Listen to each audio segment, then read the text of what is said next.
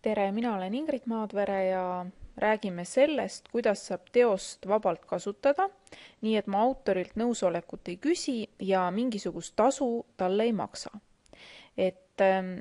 Autoriõiguse seadus paragrahv 17 räägib just siis autori varaliste õiguste piiramisest.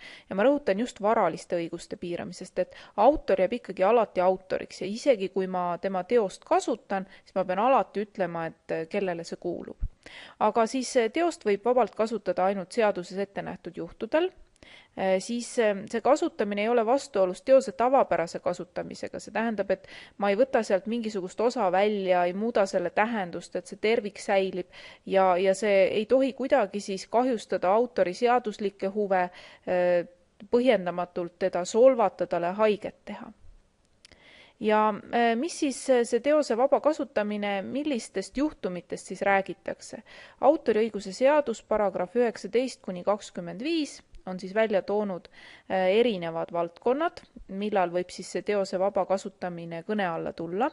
Ja see on siis, teost võib vabalt kasutada isiklikel eesmärkidel, sellest me pärast räägime pikemalt, siis teaduslikel, hariduslikel, sellest samuti räägime. Kõik need, mis mul on siis sellise paksu kirjaga, nendest tuleb hiljem juttu.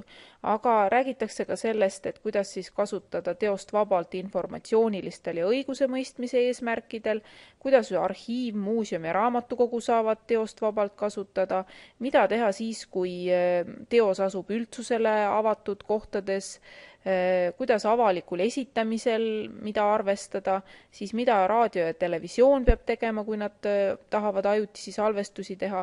Ja samuti siis räägib seadus ka arvutiprogrammi ja andmebaasi puhul sellest, kuidas neid vabalt kasutada. Ja meie õppematerjalis siis me keskendume edaspidi, kuidas teost isiklikel eesmärkidel, teaduslikel, hariduslikel eesmärkidel ja avalikul esitamisel kasutada. Niisiis teose vaba kasutamine teaduslikel ja hariduslikel eesmärkidel, et jällegi ma tohin kasutada autori nõusolekut, autori tasu maksmata sellist teost, mis on õiguspäraselt avaldatud ja ma tohin seda siis teha motiveeritud mahus. Ja esimene juhtum on siis tsiteerimine ja refereerimine.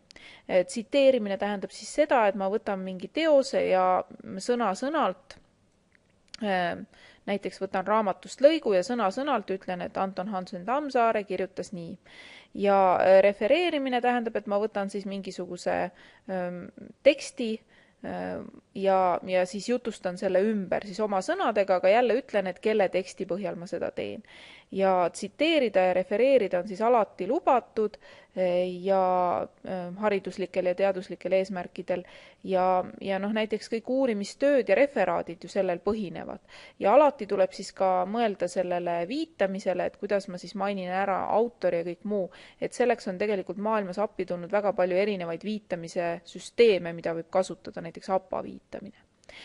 Siis tohib kasutada siis teost illustreeriva materjalina hariduses ja teaduses, nii et see ei taotle ärilisi eesmärke ja siis ka teha fotokoopiaid ehk reprodutseerida ja jällegi tingimusel, et see ei taotle siis ärilisi eesmärke ja jällegi, et see kõik on motiveeritud mahus.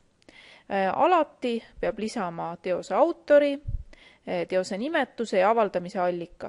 Kui te nüüd võtate teose internetist ja seal näiteks teose autorit ei ole näha, siis järelikult see teose autor on ise otsustanud, et ta ei taha oma nime näidata. Sellisel juhul panete teose nimetuse ja näiteks lingi, kus te selle võtsite.